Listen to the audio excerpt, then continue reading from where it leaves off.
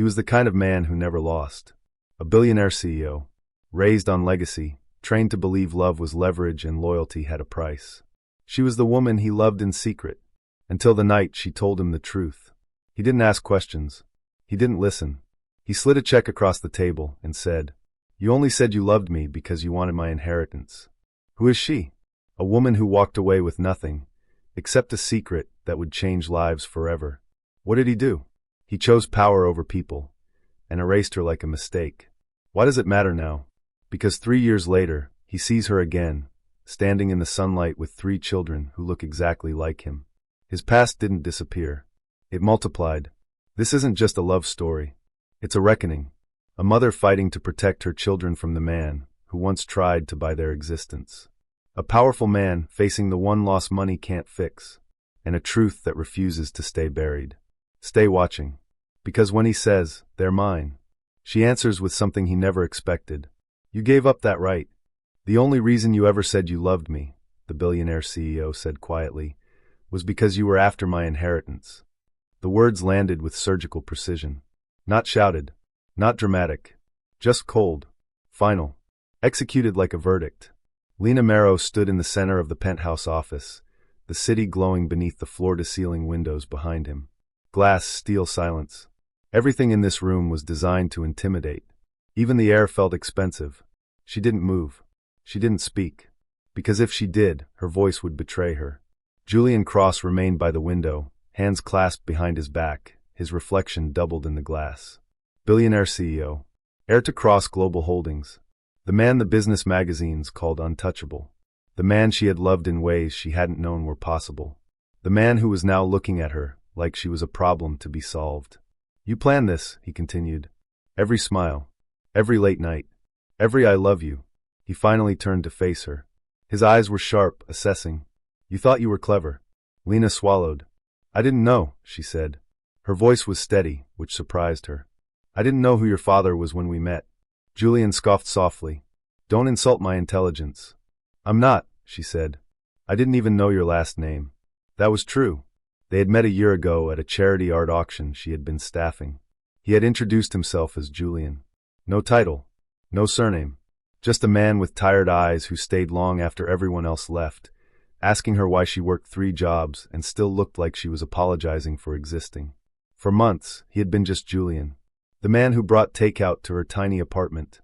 The man who listened when she talked about her mother's medical bills. The man who held her like she mattered. Until the truth detonated. Until she learned he was the sole heir to a multi-billion-dollar empire. And until today. Julian moved toward his desk, each step measured. He opened a drawer and removed a document, placing it carefully on the glass surface between them. A folder. Cream paper. Legal weight. "This solves everything," he said. Lena looked down. A non-disclosure agreement. A severance package. A check. She didn't need to read the number. The commas told her enough. "This covers relocation," Julian continued. "Medical expenses. Enough to start over somewhere else." Her hand instinctively moved to her stomach. Still flat. Still silent. Still carrying a truth he didn't know yet. "I didn't come here for money," she said. "No," Julian replied.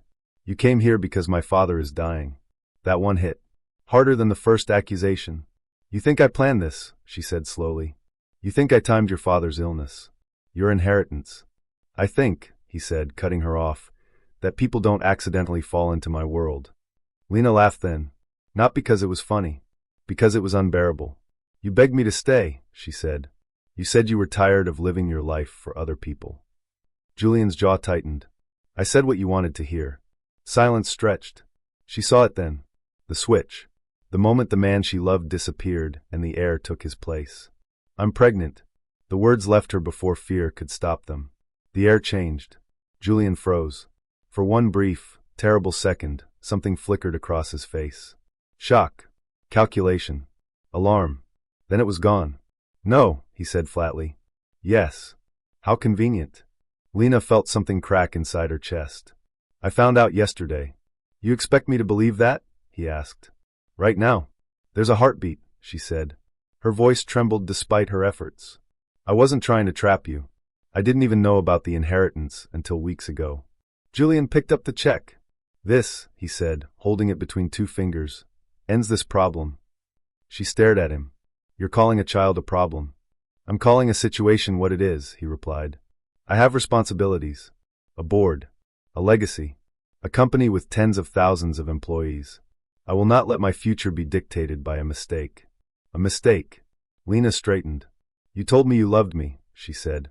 You said you wanted a life that was real. Julian's voice was almost gentle. Love doesn't survive reality, Lena. Money does. Power does. He slid the check toward her. Take it. Get rid of this. Disappear. Her stomach twisted, not with nausea, but with fury. She didn't touch the check. Instead, she pushed it back. I'm keeping the baby, she said. Julian's expression hardened. Then you're making a very expensive mistake. No, she said. I'm making the only honest choice I've made since I met you. He leaned forward, palms on the desk. You will not attach my name to this. I never planned to. That's not how this works. She met his gaze, something steel-hard forming behind her ribs. You don't get to decide what works for my body. His lips pressed into a thin line. You have 48 hours, he said. After that, my lawyers will contact you. Take the money, Lena. Don't destroy your life. She picked up her bag. You already destroyed the illusion, she said. The life will be mine. She walked toward the door. Behind her, Julian's voice followed, colder now. You were never in love with me. You were in love with what I represented. She stopped, hand on the door. No, she said without turning. I loved the man who didn't exist. Then she left. The elevator ride down felt endless. Each floor dropping like a countdown. By the time the doors opened, her hands were shaking. Outside, rain began to fall. Lena stepped into it, letting it soak her coat, her hair, her face. She pressed a hand to her stomach, breathing through the fear clawing up her throat. We're going to survive, she whispered. Even if he never knows who you are. High above, Julian Cross stood alone in his penthouse office, staring at the empty space where she had stood. And for the first time in his life, money felt useless. He didn't yet know that 3 years from now he would see her again, and that she would not be alone. Lena disappeared the way a candle flame disappears in a storm. Not loudly, not with drama, just quietly, decisively, and completely. By morning, she had returned the spare key to the apartment Julian paid for. She left it on the counter beside a glass of water, like a gesture of politeness that made the act feel less like an escape. She packed only what she could carry. Clothing. Documents. A framed photo of her mother smiling in a hospital bed, hair thin, eyes bright with stubborn life. Her sketchbook. A small envelope of cash she had hidden for emergencies, the kind of emergency she never thought she would face. Her phone buzzed all night. Julian's name flashed across the screen so many times that it stopped feeling like a name and started feeling like a warning. She didn't answer. At sunrise, she walked into a pharmacy and bought a new prepaid phone with trembling hands.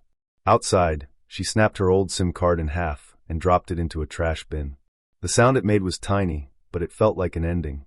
By noon, she was on a bus headed toward the coast. She didn't choose the town because it was beautiful, even though it was. She chose it because it was the only place she could go where Julian's world felt far away. Her Aunt Marisol lived there. Not in luxury. Not in glass towers. In a small weathered house that smelled like salt and lemon soap, with a porch swing that creaked when the wind got strong. Marisol was the kind of woman who didn't ask polite questions first. When Lena stepped off the bus, soaked from light rain, her hair plastered to her cheeks, Marisol's face tightened like she already knew. She pulled Lena into a hug so fierce it stole her breath. Inside, Marisol said, before you fall apart on the sidewalk. Lena tried to speak. She tried to form a sentence that could carry everything. The betrayal. The accusation. The cold check on glass. But the moment she crossed the threshold, her knees buckled. She crumpled in her aunt's arms. And she sobbed like something inside her had finally admitted it was broken. Marisol didn't tell her to calm down. Didn't tell her to be strong. She simply held her and made a soft humming sound, the same sound she had made when Lena was a child and her mother cried at night after hospital visits.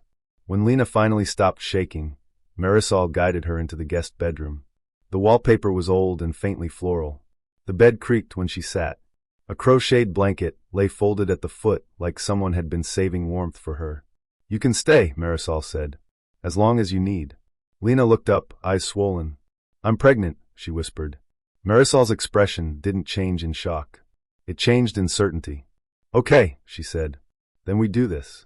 Lena blinked. Just okay. Marisol touched Lena's face gently, like she was confirming she was real. Child, she said, I've seen storms. We don't negotiate with them. We prepare. We endure. We rebuild after. Lena's throat tightened again. But she began.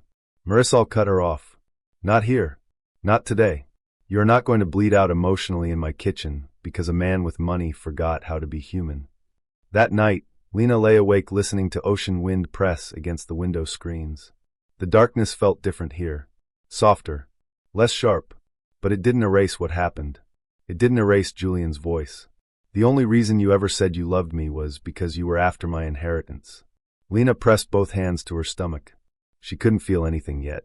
No flutter, no kick. Only the terrifying knowledge that she was carrying a life that Julian had already decided was a mistake.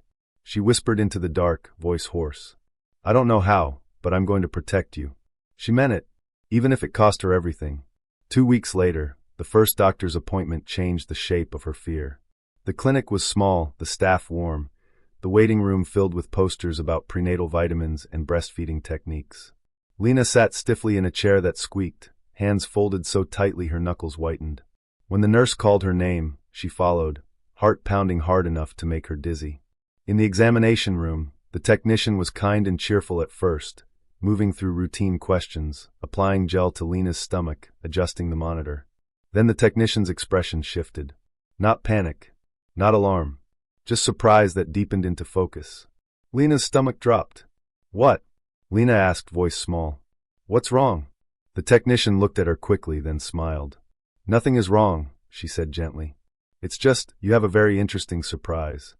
Lena stared at the screen, trying to interpret the shapes. She saw movement, shadows, flickers that didn't look like one life. The technician turned the monitor slightly toward her. There, she said, pointing. 1. Then her finger moved. 2. Then again. And 3. Lena's mouth went dry. No, she whispered. That's not. The technician nodded. Triplets. The word didn't land like a word. It landed like a weight. 3. Not one heartbeat. 3. Lena gripped the edge of the table like the room might tilt. Triplets meant risk. Complications. Money she didn't have. Sleep she'd never get. A future that felt suddenly impossible. But on the screen she saw them. Tiny, stubborn flickers of movement. 3 lives. 3 futures. 3 reasons to keep going. Tears leaked from the corners of her eyes without permission. I can't do this, she whispered. I can't. Marisol stepped closer, taking her hand. Yes, you can, Marisol said quietly, with the certainty of someone who had lived through too much to fear hardship. You don't get to decide what you can do before you try. Lena stared at the screen again, chest heaving.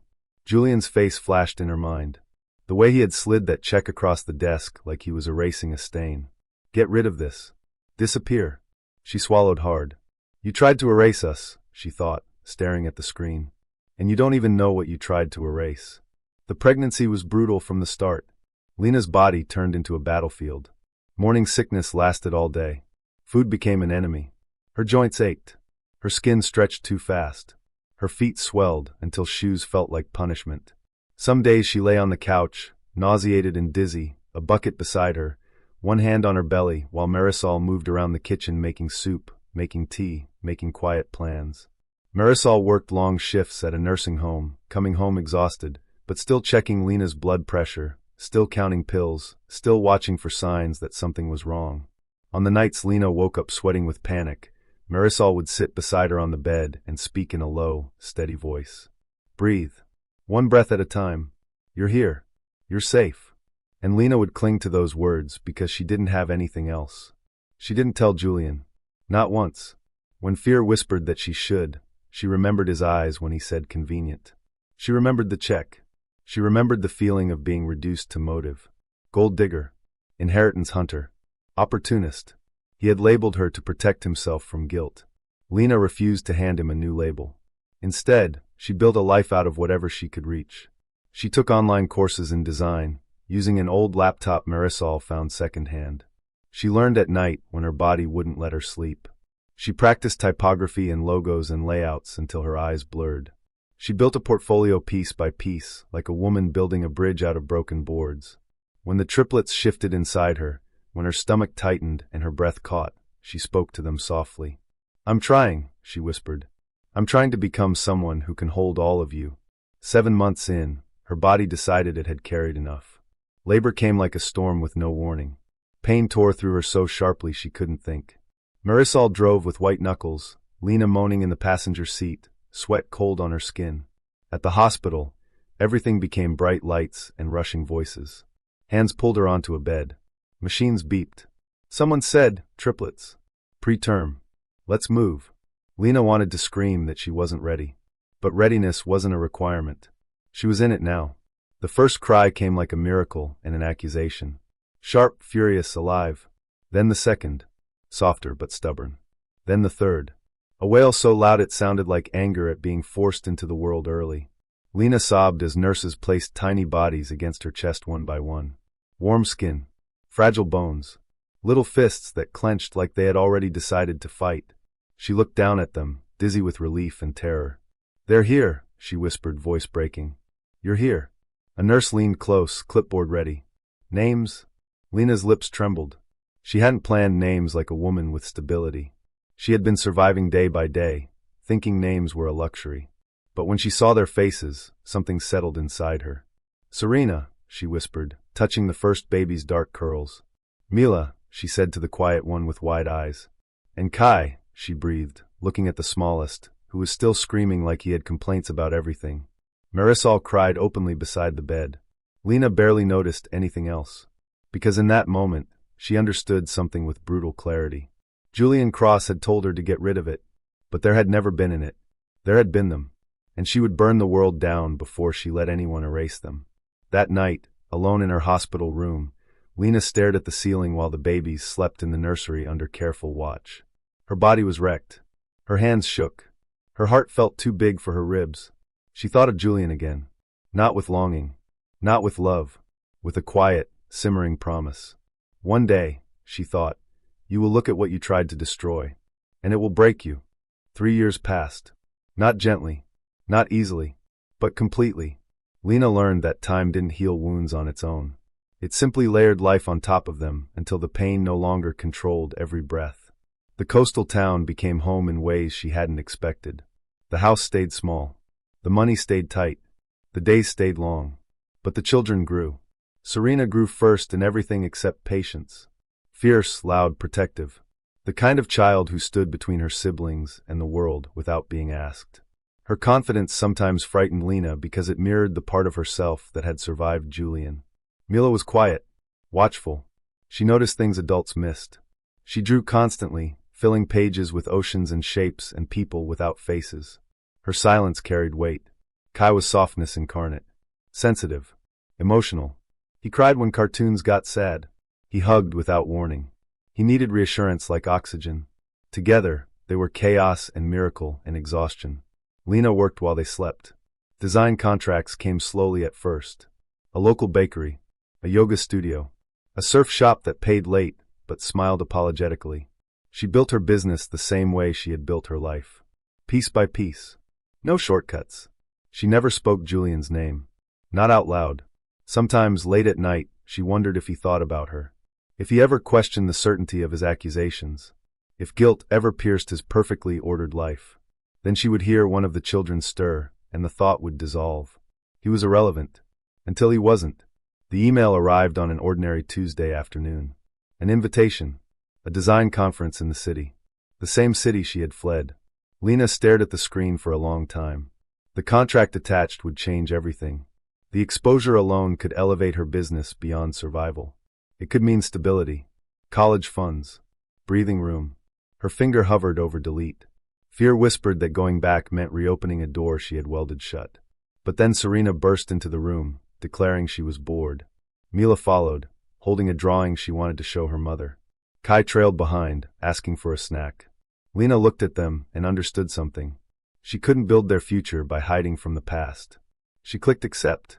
2 weeks later, she stood in a hotel room that smelled like detergent and unfamiliar air, staring at her reflection. She looked different. Not richer. Not softer. Stronger. The city buzzed outside, loud and sharp and unapologetic. Lena took a breath and reminded herself she wasn't the woman who had walked out of a penthouse with shaking hands. She was a mother of 3. She survived worse than judgment. The conference was overwhelming. Hundreds of designers. Perfect hair. Confident laughter. Cards exchanged like currency. Lena felt like an intruder until someone actually stopped to look at her work. Not skim. Not nod politely. Look. The validation steadied her. By the second day, she had meetings lined up. Conversations that mattered. Possibility unfolding in real time. She left the convention center that evening with a contract offer in her bag and hope humming under her skin. She didn't see him at first. The street was crowded. Cameras flashed. Security moved people aside. She heard his voice before she saw his face. Julian Cross. It was unmistakable. Deeper than memory. Sharper than nostalgia. Her body reacted before her mind could catch up. She froze. Julian stood outside a high-end restaurant, laughing with men in tailored suits. He looked older, harder, power etched into his posture, still untouchable. Then his eyes found her. The smile vanished. Color drained from his face, so fast she thought he might fall. His gaze dropped, then snapped back up. Recognition struck like impact. Lena watched the moment he did the math. 3 years. Her face. Her age. Something inside him shattered. She felt it across the distance. For a heartbeat, neither of them moved. Then Lena turned away. She didn't run. She walked. Each step deliberate. Controlled. Victorious. She made it 1 block before her lungs forgot how to work. She leaned against a brick wall, shaking, anger and adrenaline tangling in her veins. He had seen her. He would never unsee her.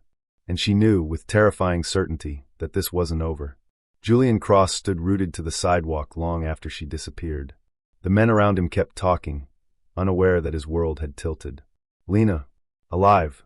Changed. Gone again.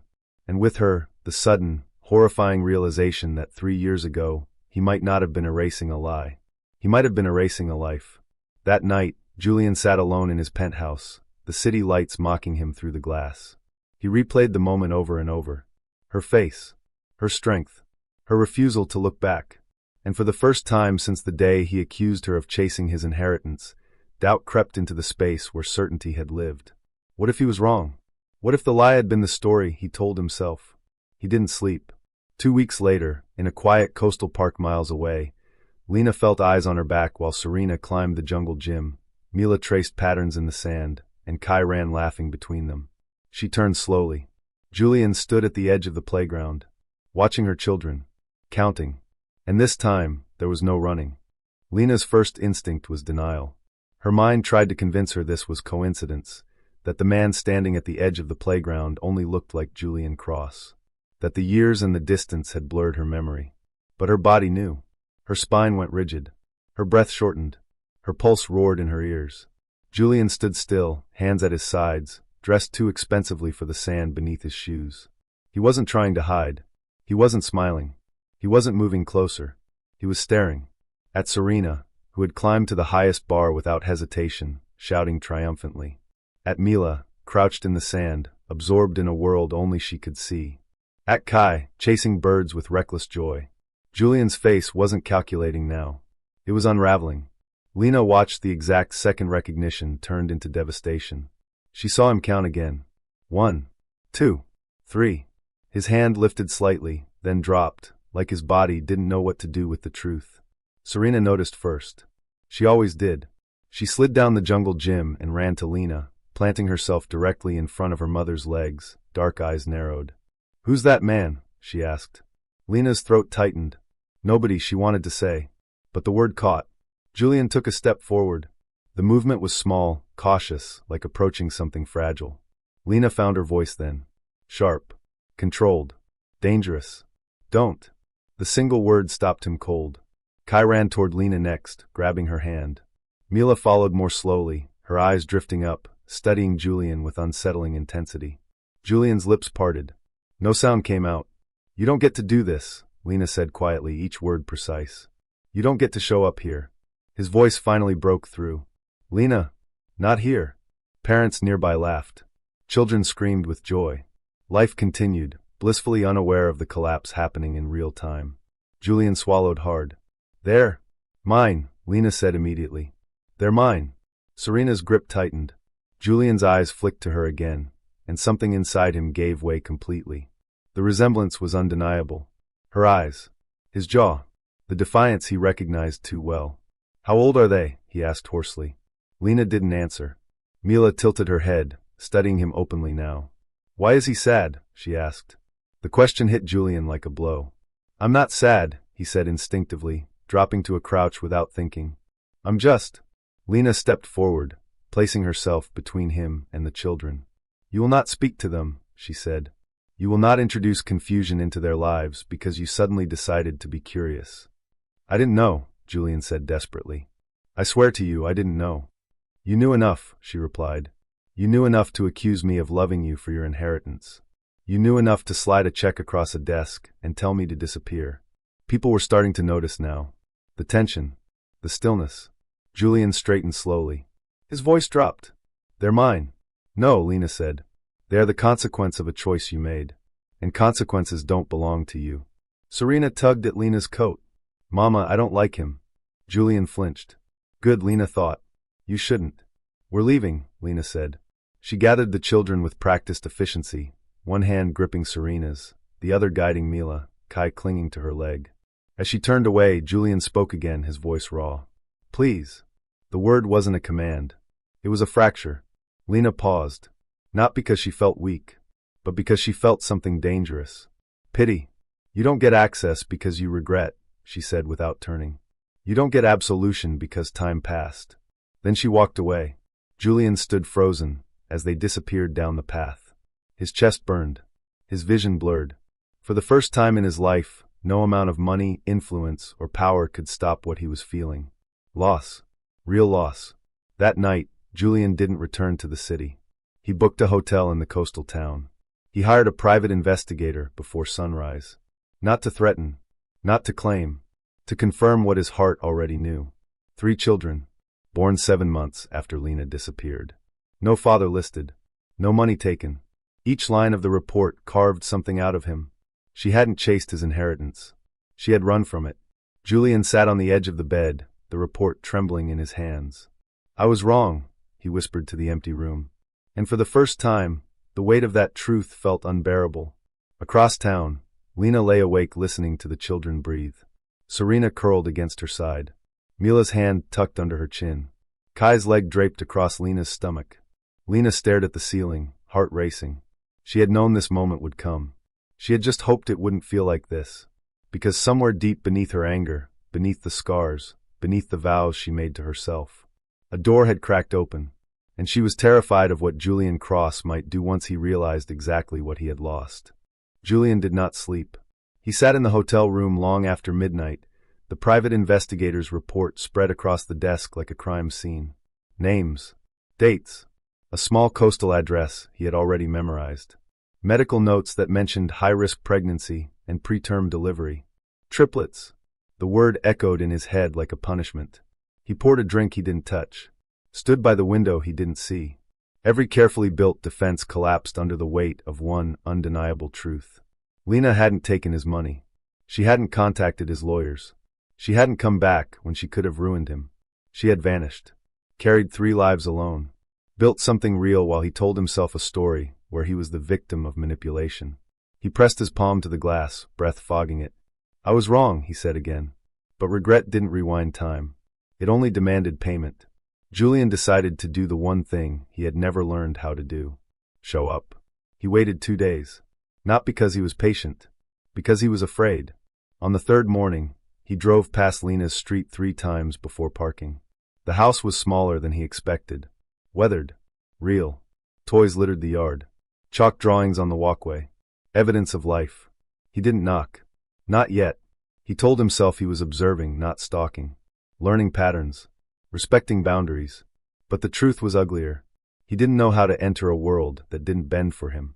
Lena noticed him the first time he appeared at the grocery store. She felt his presence like pressure between her shoulder blades. She turned slowly, heart dropping into her stomach. Julian stood 2 aisles down, holding a basket like a man who had never shopped without an assistant. He wasn't approaching. Wasn't smiling. He was just there. Serena tugged at Lena's sleeve. Mama, it's him. I know, Lena said tightly. Mila stared openly. Kai hid behind Lena's legs. Julian cleared his throat. I won't come closer. Lena stared at him, fury rising like a tide. You're already too close. I just want to talk, he said. When you're ready. I'm never ready, she snapped. And you don't get to practice patience like it's a virtue. You disappeared when patience mattered. His face tightened. I didn't know. You didn't want to know. That was the truth that cut deepest. He nodded once. You're right. The admission didn't soften her. It enraged her. You don't get to haunt our lives, she said. You don't get to insert yourself because guilt finally caught up. I'm not asking for forgiveness, Julian said quietly. I'm asking for a chance to take responsibility. Responsibility doesn't look like this, she shot back. This is intrusion. He stepped back, visibly restraining himself. Tell me what it looks like then. Lena laughed bitterly. You wouldn't survive it. She grabbed the children's hands and walked away, heart pounding. Julian watched them go, jaw clenched, understanding that everything he'd ever learned about winning was useless here. He began appearing everywhere anyway. Not aggressively, not loudly, but persistently. At the park, at the beach, outside the preschool, always at a distance, always watching, never crossing the line far enough for Lena to call the police. It was worse than confrontation. It was pressure. Lena's anxiety sharpened into rage. You're stalking us, she said one afternoon, confronting him near the pier. This stops now. I'm in public spaces, Julian replied carefully. I'm not approaching them without permission. Why now? She demanded. Why show up after 3 years like this? His voice broke. Because I saw them. Because I can't unknow what I know. Because I made the worst mistake of my life. That's not a reason, Lena said. That's a confession. He swallowed. Let me meet them. No. Supervised, he tried. With you present. 1 hour. No. I'll follow your rules. No. Julian exhaled sharply, frustration flashing before he smothered it. They're my children. Lena stepped closer, eyes blazing. You forfeited that claim when you told me to erase them. Silence stretched. You don't get to decide when you're ready to be a father, she continued. You don't get to discard life when it's inconvenient and claim it when it suits your conscience. For a moment, Julian looked like he might argue. Then something shifted. I know, he said. And I know you're protecting them from me. Yes, she said. I am. But are you protecting them, he asked softly, or punishing me? The question hit its mark. Lena turned away. Because doubt was dangerous. Because part of her had seen the way Kai stopped crying when Julian spoke softly. The way Mila watched him with unsettling curiosity. The way Serena's hostility hid a fierce intelligence that recognized unfinished things. Rosalind noticed it too. That night, after the children were asleep, she spoke gently. He's trying, Rosalind said. I don't trust him. But I see effort. He'll leave, Lena replied. Men like him always do. Or, Rosalind said carefully, he'll stay and you'll have to decide what forgiveness costs. Lena closed her eyes. She had survived by control, by certainty, by walls. And Julian Cross was standing outside them, chipping away without permission. The breaking point came sooner than she expected. Mila collapsed with a fever that spiked so fast Lena barely had time to think. One moment she was drawing. The next she was burning up, glassy-eyed and shaking. The drive to the hospital was chaos. Serena cried. Kai screamed. Lena's hands shook on the wheel. Julian saw them leave the park at speed and followed. At the emergency room, Lena barely registered his presence until he was there, calm and steady amid the panic. Let me help, he said quietly. I'll take them. You focus on her. Lena hesitated. Every instinct screamed no.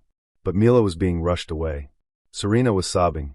Kai clung to her leg, hysterical. She nodded. For 6 hours, Julian Cross sat in a plastic chair with 2 frightened children curled against him. He read stories, bought snacks, held Kai when he cried, answered Serena's questions with honesty he had never practiced before. Lena saw them when she stepped out between updates. Saw Kai asleep on Julian's chest. Saw Serena leaning against his arm. Saw Mila's absence tear a hole in the scene. When the doctor finally said she'll be okay, Lena nearly collapsed. Julian was there when she came back. You didn't have to, she said hoarsely. I wanted to, he replied. And I will again. If you let me. She looked at him, exhausted beyond fury. This was worse than anger. This was confusion. Because he hadn't failed tonight. And that terrified her more than if he had. The hospital smelled like antiseptic and fear. Lena sat beside Mila's bed, watching the steady rise and fall of her daughter's chest, the 4-line taped carefully to her small arm. Fever had drained her color, but she was stable now. Safe. Lena pressed her forehead to the mattress edge and exhaled for what felt like the first time in hours. Outside the curtain, Serena and Kai slept in plastic chairs, curled awkwardly but deeply. Exhaustion had claimed them without mercy. Julian stood a few feet away, silent, hands clasped, his expensive jacket folded neatly over one arm. He hadn't sat, hadn't looked away. He looked like a man waiting for a verdict. "You can go," Lena said without looking at him. He didn't move. "I will, when you tell me to." She lifted her head slowly and met his eyes. That patience, that restraint, it unsettled her. "You helped tonight," she said. "That doesn't change anything." "I know," Julian replied. "I'm not keeping score." She scoffed weakly. "You don't know how not to." A pause. Then quietly, "Can we talk?" She almost said no out of reflex. But exhaustion stripped her defenses bare. "5 minutes," she said. "Then you leave." They stepped into the empty hallway. The fluorescent lights hummed overhead. Somewhere, a monitor beeped steadily. Julian leaned against the wall like gravity had finally remembered him. "I was wrong," he said. Not dramatically. Not defensively. Just stated. "I didn't just accuse you," he continued. "I rewrote reality so I didn't have to face who I was being." Lena folded her arms tightly across her chest. "You don't get absolution because you learned empathy late." "I'm not asking for it," he said. "I'm asking for accountability." She laughed softly. "You slid a check across a desk and told me to disappear." "I know." His voice cracked. "And I would give anything to take that moment back." "That moment built my life," she said sharply. "Without you." He nodded. "And I don't want to erase that. I don't want to replace it. I want to respect it." She searched his face, looking for the arrogance she remembered. It wasn't there. That scared her. "Why now?" she asked. "Why burn your life down for this?" Julian stared at the floor. "Because everything else was hollow," he said. "Because success without integrity is just noise. Because I saw them and realized I had created something real once, and then tried to destroy it." Silence stretched. "I'm not asking to be their father tomorrow," he continued. "I'm asking to earn the right to be present." Lena closed her eyes. This was the dangerous part. Not his money. Not his power. His humility. "You will hurt them," she said. "Maybe not intentionally. But you will." Julian looked up, eyes red-rimmed. "Then I will take responsibility for that too. I won't disappear again." "You can't promise that," she snapped. "You don't know how hard this is." "I'm learning," he said simply. When she didn't respond, he took a breath. "Supervised visits," he said. "At your house. Your rules. Your schedule. I don't bring gifts. I don't make promises. If I cross a line, I leave." Lena hesitated. Every instinct screamed danger. But another voice, quieter and more terrifying, whispered that refusing might not be protection. It might be fear. "Twice a week," she said finally. 1 hour. I'm present the entire time." Julian's shoulders sagged with relief he didn't try to hide. "I won't waste it," he said. "You already did," she replied. "This is about whether you'll keep doing it." He nodded. "I understand." The first visit was a disaster.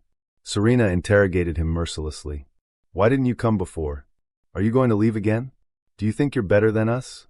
Julian answered every question honestly, even when honesty hurt. "I was scared," he said. "I made bad choices. I don't think I'm better than you. And I don't know what the future looks like yet." Serena studied him for a long time. Then she said, "Okay, but I'm watching you." Mila ignored him completely. Kai climbed into his lap within 20 minutes. Lena watched every interaction like a hawk, heart pounding with every laugh, every hesitation. Julian was awkward, unsure. He said the wrong things, overthought everything. But he showed up. Again, and again, and again. Weeks passed, then months. He never missed a visit, never arrived late, never tried to push for more. And something inside Lena began to fracture. Not break, crack. Because the children started asking for him. Because Kai slept better on visit nights. Because Mila left drawings on the table for him without comment. Because Serena began correcting his posture like she had claimed him as a project. Julian's old life started collapsing quietly. Board meetings missed. Calls unanswered.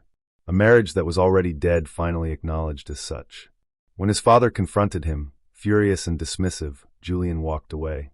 "I'm done choosing legacy over people," he said. The man who had once accused Lena of chasing inheritance lost it willingly. And Lena watched, terrified. Because if this was real, then her certainty had protected her for nothing. And if it wasn't real, then the fall would devastate them all.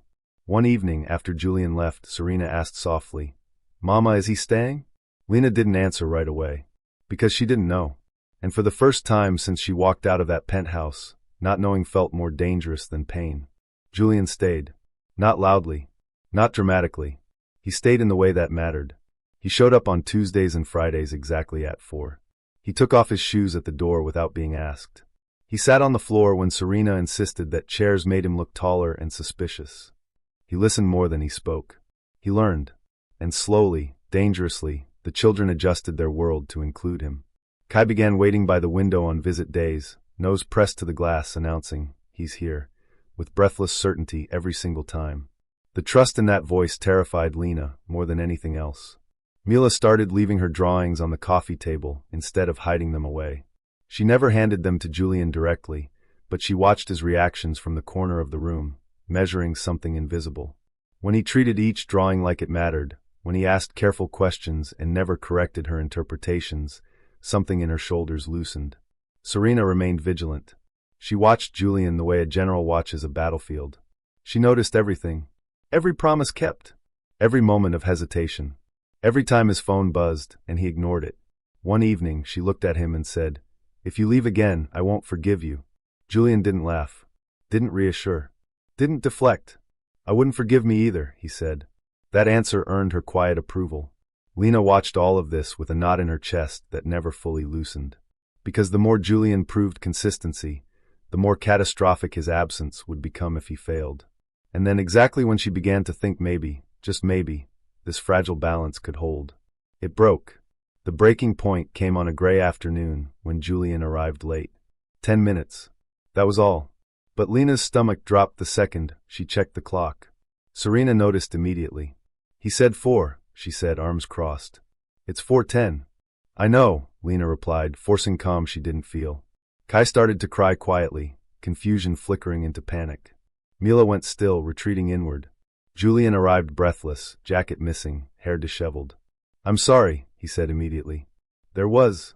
Lena cut him off. "No excuses." He nodded. "You're right. But the damage was done." That night, Kai woke up screaming. The next day, Mila didn't draw. Serena grew sharp, snapping at classmates, pushing when she felt cornered. And Lena felt something ancient and furious rise inside her. This was what she had warned him about. The fragility. The cost. "You don't get to be late," she said coldly during their next conversation. "You don't get to slip." "I know," Julian replied. "And I won't again." But life doesn't care about vows. The pressure from his old world intensified. His father threatened legal action. His board questioned his competence. His estranged wife sent messages dripping with contempt. Julian held his ground. Until one night, exhausted and cornered, he said something unforgivable. "I have rights," he snapped during an argument with Lena. "I'm their biological father." The words hung in the air like poison. Lena went very still. "There it is," she said quietly. "That's who you are under pressure." Julian's face drained of color. "I didn't mean." "You meant it enough to say it," she replied. "You meant it enough to threaten." "I was afraid," he said desperately. "Of losing them. Of losing everything." "And so you reached for power," Lena said. "Just like before. The old Julian. The entitled Julian. The man who believed desire equaled right." She stepped back. "This ends now." Panic crossed his face. "Lena, please." "You threatened to use the law," she said. "You threatened my children. You proved my worst fear." "I would never take them from you," he said. "I swear." "You already tried once," she replied. "With a check." The silence that followed was brutal. Julian looked at the children playing on the floor, unaware that something irreversible was happening. "I'll leave," he said hoarsely. "If that's what it takes to protect them." Lena didn't respond, because part of her wanted him gone, and part of her was already grieving. He left that night without seeing them. The next morning, Kai asked, "Did I do something wrong?" Mila stopped speaking entirely for 2 days. Serena punched a boy at school and told the principal, "People leave." "I was just practicing." Lena sat on the bathroom floor and shook. Rosalind said what Lena didn't want to hear. "You didn't protect them," she said gently. "You protected yourself." "He threatened me," Lena replied hollow. "He panicked," Rosalind said. "And you punished fear with exile." Lena didn't answer. Because the truth was unbearable. Julian moved into a small house 3 blocks away. He didn't come back, didn't call, didn't push. He watched from a distance, paying the price of restraint. And every night, Lena lay awake wondering whether she had just saved her children, or broken them in a quieter way. Julian Cross packed his life into boxes that felt too light for what they contained. The small house 3 blocks from Lena's place echoed when he moved through it. No assistants, no staff, no reminders of who he used to be. Just bare walls and a silence that pressed in from all sides. He had done what she asked. He stayed away. He didn't show up at the park, didn't linger near the school, didn't accidentally cross paths. He learned a new kind of discipline, the kind that hurt. Every morning, he woke before sunrise and sat at the small kitchen table, hands wrapped around a mug that went cold before he drank it. He wrote letters he never sent. One for Serena, one for Mila, one for Kai. He apologized in 100 different ways. He explained without excuses. He told them he was proud of who they were becoming, even from a distance. He folded the letters and put them in a drawer. Across town, Lena watched the consequences unfold in her children. Kai stopped asking out loud after the first week. He just slept curled around the edge of Lena's shirt, fingers clenched like he was afraid she might disappear too. Mila began drawing again, but the colors changed. Stormy blues, broken lines, figures that stood close without touching. Serena didn't cry. She became sharp. She argued with teachers, corrected adults, took control of everything she could reach. Lena recognized the pattern because it lived in her bones. She had become Serena once, and she knew exactly what it cost. Rosalind finally said what Lena had been avoiding. He left, Rosalind said quietly. Not because you forced him, because he thought staying was hurting them. Lena stared out the window, watching Kai stack rocks in the yard with meticulous care. That doesn't erase what he said, Lena replied. No, Rosalind agreed. But it changes what it meant. Silence stretched between them. Sometimes, Rosalind continued, the hardest test of change is whether someone can walk away without punishment. Lena closed her eyes. That night, Lena couldn't sleep. She moved through the dark house, checking on the children. Serena sprawled diagonally across her bed. Mila slept curled like a comma. Kai whimpered softly in his dreams. Lena sat on the floor between their rooms and finally let herself ask the question she'd been choking down. Was she protecting them? Or was she teaching them that people always leave when things get hard? The answer scared her. The next evening, Julian walked to the beach. Not because he hoped to see them, because he needed the sound of something steady. The ocean didn't care about inheritance or mistakes or redemption arcs. It just came and went, relentless and indifferent. He sat in the sand, elbows on his knees, staring at the horizon until the sky bled into purple and gold. I failed them, he whispered. A shadow fell across the sand. He looked up. Lena stood there, hair pulled back, face unreadable, the wind tugging at her coat. Julian froze. I'm leaving, he said immediately. I won't. Stop, Lena said. She sat down a careful distance away. Neither of them spoke for a long moment. Waves crashed, retreated, returned. I watched them change, Lena said finally. Not in the way I expected. Julian swallowed. I never wanted to hurt them. I know, she said. The words surprised them both. Julian looked at her like he was afraid to breathe. I can't be the reason they feel abandoned, he said. If that means I disappear completely, I will. That's the thing, Lena said softly. You already know how to disappear. You're good at it. He flinched. But staying, she continued, means accepting you'll fail sometimes and choosing them anyway. He nodded, eyes wet. Tell me what to do. Lena stared at the water. Stay, she said. Not forgiveness. Not trust. A test. Stay, she repeated. But on my terms. No power. No leverage. No threats. If you panic, you say so. If you feel overwhelmed, you don't disappear. You ask for help. Julian's voice shook. I can do that. You don't promise, she said. You prove. He nodded again. I'll prove it. They sat there until the sun vanished completely. When Lena stood to leave, Julian didn't reach for her. That restraint mattered. As she walked away, she felt something loosen in her chest. Not peace. Possibility. And that terrified her more than certainty ever had. Because choosing again meant risking everything she had rebuilt. And somewhere behind her, Julian Cross stood alone on the beach, understanding that this time, walking away would be the easy thing. Staying would cost him everything. Julian stayed. Not the way he used to stay in rooms that bent to him. not with certainty or entitlement. He stayed like a man learning gravity for the first time. He followed Lena's rules with painful precision. Visits were scheduled and short. No spontaneous drop-ins. No gifts unless approved. No promises to the children that hadn't been cleared first. He accepted correction without argument and apology without defense. The children responded in fragments. Kai forgave first. He always did. The first afternoon Julian returned, Kai climbed into his lap without hesitation, pressing his forehead into Julian's chest like muscle memory had been waiting. Julian froze, terrified of doing something wrong, then slowly wrapped his arms around him, careful, reverent. "I'm here," Julian whispered. "I'm not going anywhere today." Kai nodded, satisfied. Mila followed more cautiously. She sat near Julian but not with him. She watched. Measured. When he spoke too loudly, she flinched.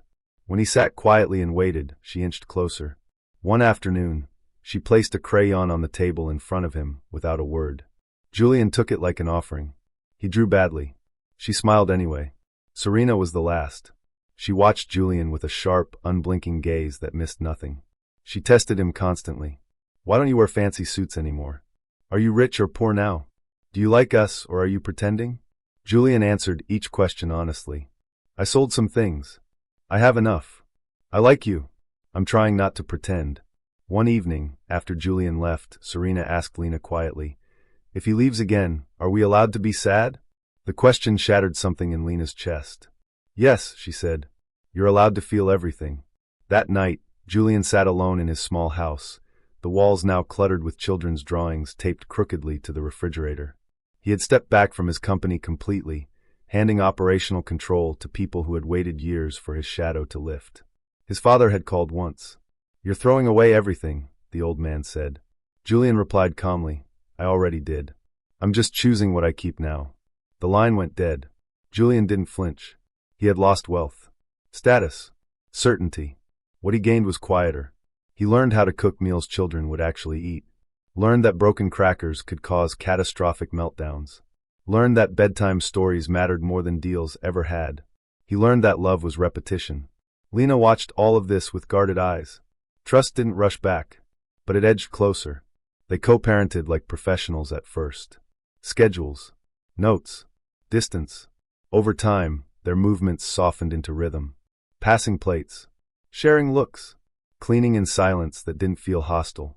One night, after a long day where everything went wrong, juice spilled, Kai cried, Serena yelled, Mila shut down, Julian stayed late to help clean the kitchen. They worked side by side, close but not touching. "This feels like a family," Julian said quietly. Lena froze. Then slowly she nodded. "It does," she admitted. "And that scares me." He turned to her, eyes earnest. "Me too." The attraction returned like a ghost neither of them had summoned. They didn't talk about it. They pretended not to notice the way the air changed when they stood too close. The way silence stretched with meaning. The way their eyes lingered a second too long. Until the night Julian's mother called. "She wants to meet them," Julian told Lena carefully. "Only if you're comfortable." Lena hesitated. Then she said yes. The visit was awkward and emotional. Julian's mother cried openly when she met the children, touching their faces like she was afraid they'd vanish. She apologized to Lena in a voice full of regret, not excuses.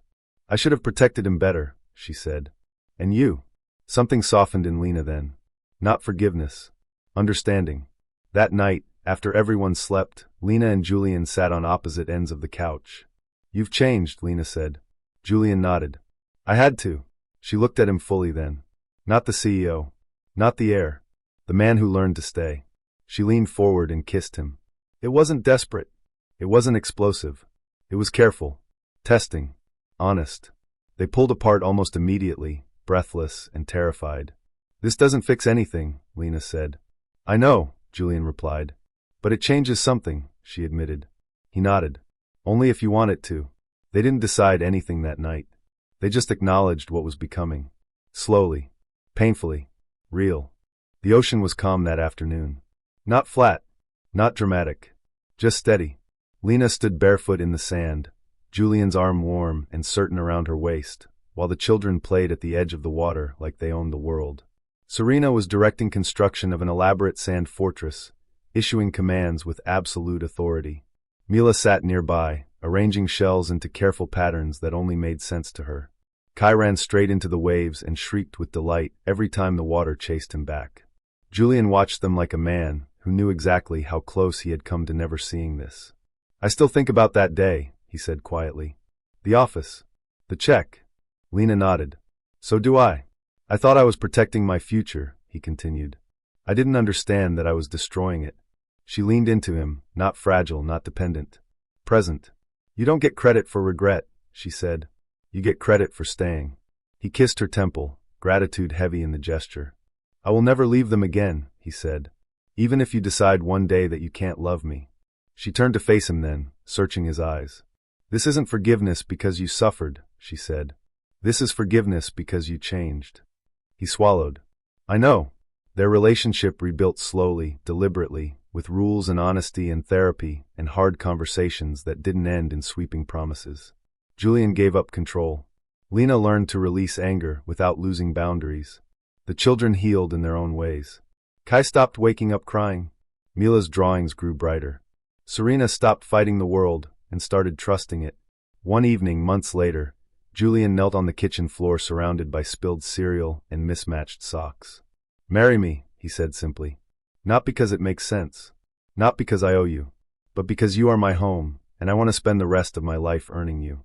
Lena didn't answer right away. She thought of the girl who stood in a penthouse and was accused of loving money instead of truth. She thought of the woman who carried 3 lives alone. She thought of the man in front of her who had been both her greatest wound and her hardest proof. "Yes," she said, "but we stay equals." Julian smiled through tears. "Always." The wedding was small, windy, imperfect. The children stole the show. Julian legally adopted all 3 of them, not with fanfare, but with paperwork and patience and joy so quiet it hurt. Years later, Lena would remember the accusation that started everything. "You only said you loved me because you wanted my inheritance." She would look at her family, messy, loud, real, and know the truth. She never wanted his inheritance. She wanted his humanity. And he had finally learned how to give it. The waves rolled in and out, steady and unafraid. And for the first time, so were they. 5 years later. The house was loud in the way only a real home could be. Footsteps thundered down the hallway. Someone laughed too hard. Someone else yelled that it wasn't fair. The smell of coffee and toast and something faintly burned filled the kitchen. Lena leaned against the counter, arms crossed, watching it all unfold. Serena, now all sharp angles and confidence, stood at the table arguing her case like a tiny attorney. "If Kai got 2 pancakes, then logically Mila should get 2, and I should get 3 because I'm older." "That's not logic," Mila said calmly, not looking up from her sketchbook. "That's selfishness with extra words." Kai giggled, syrup on his chin.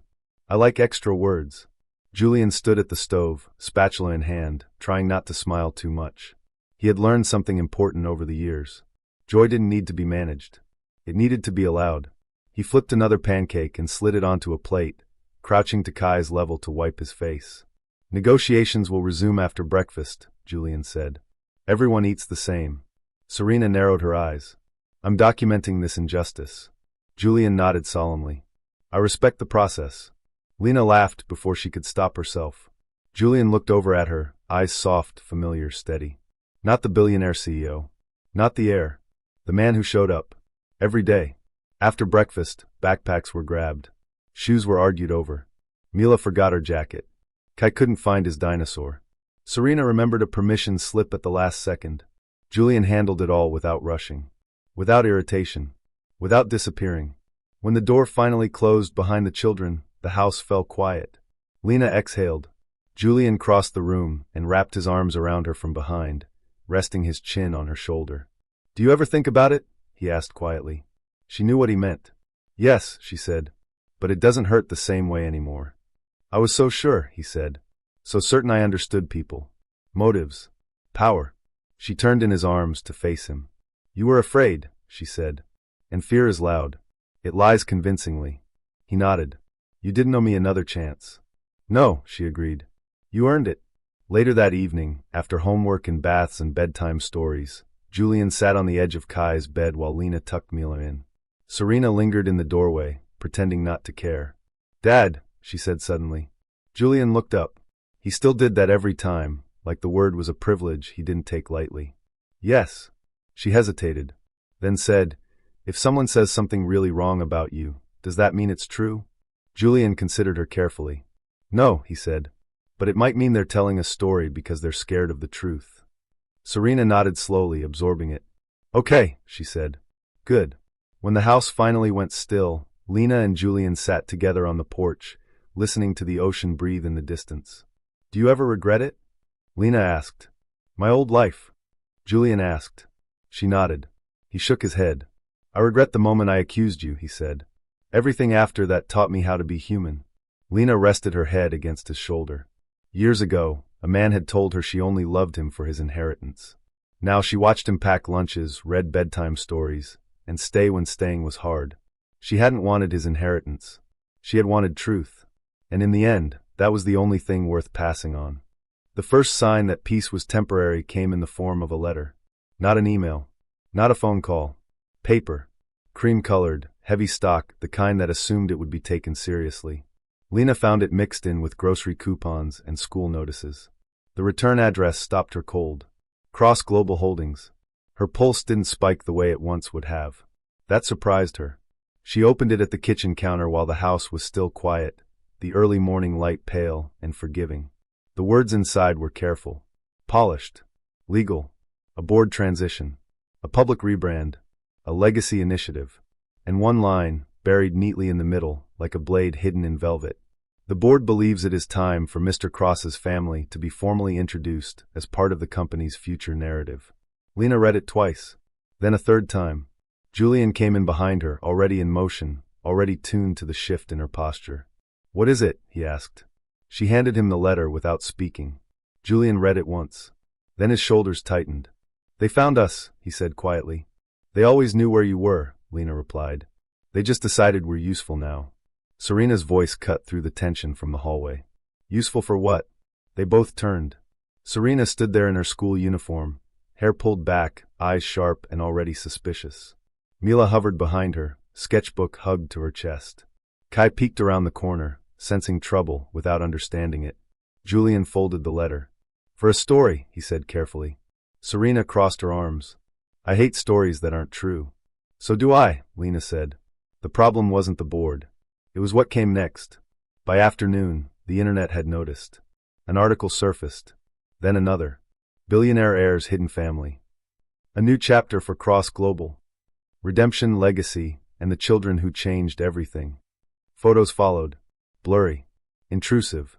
Taken from too far away. The children's school called before noon. Lena stood in the office, jaw clenched, while administrators spoke in careful tones about safety, privacy, and media presence. When she got home, Kai was unusually quiet.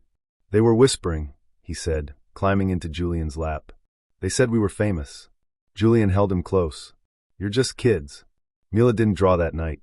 Serena slammed her bedroom door and didn't come out for dinner. Later, when Lena sat on the edge of her bed, Serena spoke without turning around. "They're going to decide who we are," she said. "Just like you said they would." Lena swallowed. "This is why I stayed hidden," she said softly. Serena rolled onto her back, eyes blazing. "Then stop hiding." The words landed heavier than they should have. Julian stood in the doorway, having heard everything. "I won't let them take you," he said. Serena looked at him. "They already think they own you." Julian didn't deny it.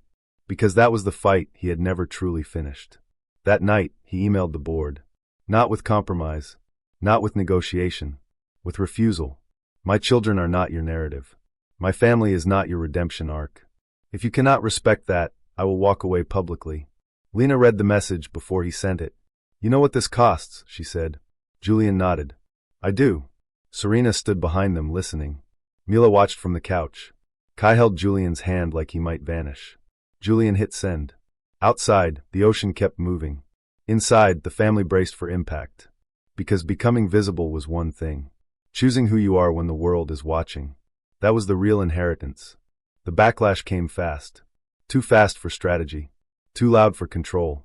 By morning, Julian's refusal was everywhere. Headlines reframed overnight. Billionaire rejects board pressure. Cross heir chooses family over fortune. Legacy in crisis. Lena watched the news without sound, coffee untouched in her hands. The children moved around the kitchen like satellites, close but unsettled, sensing the shift in gravity. Julian's phone didn't stop vibrating. Calls from investors. Messages from former allies. One voicemail from his father's oldest friend, sharp with disappointment and warning. You're dismantling everything your father built. Julian deleted it without listening to the end. At 9 sharp, a black car pulled up outside the house. Lena stiffened. Julian raised a hand. I know who it is. Do you want us to leave? She asked. No, he said immediately. This doesn't happen around you. It happens in front of you. The man who stepped out wore an expensive suit and a careful smile. He introduced himself as legal counsel for Cross Global Holdings, voice smooth, eyes already assessing the house, the children, the life that didn't fit neatly into spreadsheets. Mr. Cross, he said, may we speak privately? Julian didn't move. Say what you came to say. The lawyer hesitated, then recalibrated. The board believes your current position is emotionally compromised, he said. They're prepared to offer a transition package. Quiet. Generous. Lena felt the echo of a glass desk. A check. A solution wrapped in money. Julian laughed once. Not amused. Not angry. You're offering to buy my silence, he said. We're offering you dignity, the lawyer replied. No, Julian said calmly. You're offering me erasure. The lawyer's gaze flicked briefly to the children. They complicate matters. Serena stepped forward before Lena could stop her. No, she said clearly. You complicate us. The lawyer blinked, unprepared. Julian placed a hand on Serena's shoulder, grounding but not silencing her. My answer is no, Julian said. And if the board removes me, I will speak. Publicly. Honestly. About everything. The smile vanished. We'll be in touch, the lawyer said, tightly retreating. The car pulled away. Silence flooded the house. Kai broke it first. Are we in trouble? Julian knelt, bringing himself to eye level. No, he said. We're choosing. Mila looked up. Choosing what? Who we are, Lena said softly. That afternoon, Serena came home from school furious. They asked if my dad was famous, she said. They asked if we were rich now. Lena sat beside her. And what did you say? Serena's jaw tightened. I said we're normal. And they didn't believe me. Julian listened from the doorway, guilt sharp in his chest. That night, after the children slept, Lena and Julian sat at the kitchen table. You don't have to burn your life down again, Lena said. Not for us. Julian met her eyes. I'm not burning it down. I'm refusing to rebuild the wrong one. She studied him, searching for ego, desperation, fear. She found resolve. You know they won't stop, she said. They'll keep pushing. They'll try to turn the kids into symbols. I know, he replied. That's why we need to decide together. She took a breath. Decide what? How visible we're willing to be, Julian said. How loud? How protected? Lena thought of hiding, of running, of the cost of silence. She thought of Serena's fire, Mila's quiet depth, Kai's open trust. No more disappearing, she said finally. Not for them. Julian nodded. Then we stand. The next morning, Julian did something he had avoided for years. He told the truth. Not to a board. Not to investors. To the public. A single interview. No spin. No polish. He spoke about fear. About power. About the lie he told himself when he accused the woman he loved of chasing inheritance instead of truth. He named his failure. He named his children. And he made one thing clear. My family is not a redemption story, Julian said. They are not a brand. They are not a legacy tool. They are my responsibility. And if that costs me everything, I'll pay it. Lena watched from home, heart pounding. Serena listened carefully. Mila drew while she listened. Kai climbed into Lena's lap. When it ended, Serena said quietly, he didn't hide. Lena nodded. No, he didn't. Outside, the world reacted. Some applauded. Some mocked. Some threatened consequences. But inside the house, something settled. Not safety. Truth. And truth, Lena knew now, was stronger than money had ever been. The fallout didn't come all at once. It came in waves. First, Cross Global's stock dipped. Not a crash, but enough to make the board nervous. Analysts debated whether Julian's personal reckoning was bravery or instability. Commentators argued over whether transparency was admirable or reckless. Julian watched none of it. He drove Serena to school himself, walked Mila to her classroom door, and let Kai hold his hand longer than necessary. He answered questions honestly when they came and refused to invent reassurances he couldn't guarantee. Lena noticed the difference immediately. He wasn't performing courage. He was practicing it. The second wave hit closer to home. A parent at Serena's school complained about media risk. Another asked whether extra security would be needed. A teacher, well-meaning but clumsy, suggested that Serena might want to downplay her family situation for now. Serena came home furious. "They want me to be smaller," she said, pacing the living room. "They want me to pretend." Julian knelt in front of her, eyes level, voice steady. "You don't have to shrink for anyone," he said. "But you also don't have to fight every battle. We choose which ones matter." Serena studied him. "And this one?" He didn't hesitate. "This one matters." Mila reacted differently. She asked one quiet question that cut deeper than any headline. "Are we safe?" Lena sat with her on the couch, pulling her close. "Yes," she said honestly. "Not because nothing bad can happen, but because we face it together." Kai didn't ask questions. He just started checking that everyone was still there, counting heads before bed, making sure Julian's shoes were by the door in the morning. Julian noticed. It broke something open in him. The third wave was the board's final move. An emergency vote. Julian was removed as chairman. Not quietly, publicly. The announcement framed it as strategic restructuring. The undertone was clear. Choose family. Lose power. Julian read the press release at the kitchen table while Lena made dinner. He folded the paper once, then again, then set it aside. "That's it?" Lena asked carefully. He nodded. "That's it." She waited for grief, rage, collapse. Instead, he exhaled. "I feel lighter," he admitted. Later that night, when the children were asleep, Julian and Lena sat on the porch, wrapped in blankets against the cool air. "I'm scared," Lena said quietly. "Not of losing money. Of the world punishing the kids for your choice." Julian turned to her fully. "I can't promise they'll never be hurt," he said. "But I can promise I won't teach them that safety comes from silence." She searched his face for doubt. Found none. The next morning, Julian did something no one expected. He walked away completely. Not to another company. Not to a consulting role. Not to a quiet power position behind the scenes. He sold his remaining shares, set up irrevocable trusts for the children with protections Lena controlled, and stepped out of the public narrative entirely. When reporters asked what came next, he gave a single answer. "I'm raising my family." The attention faded faster than anyone predicted. Scandal burned hot, then cold. New stories replaced old ones.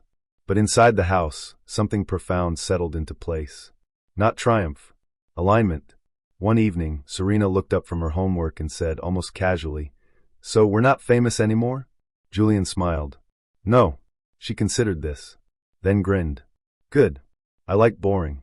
Mila added, without looking up from her drawing, "Boring is safe." Kai nodded enthusiastically. "And pancakes." Lena laughed, the sound surprising her with its ease. Later, as she and Julian cleaned the kitchen together, she stopped and looked at him. "You really did it," she said. "You chose us when there was no applause left." Julian met her gaze. "That's how I know it's real," he said. The storm had passed. Not because they won, but because they didn't run. The quiet arrived slowly. Not the fragile kind that waits to be broken, but the kind that settles in after storms when the ground has already decided to hold.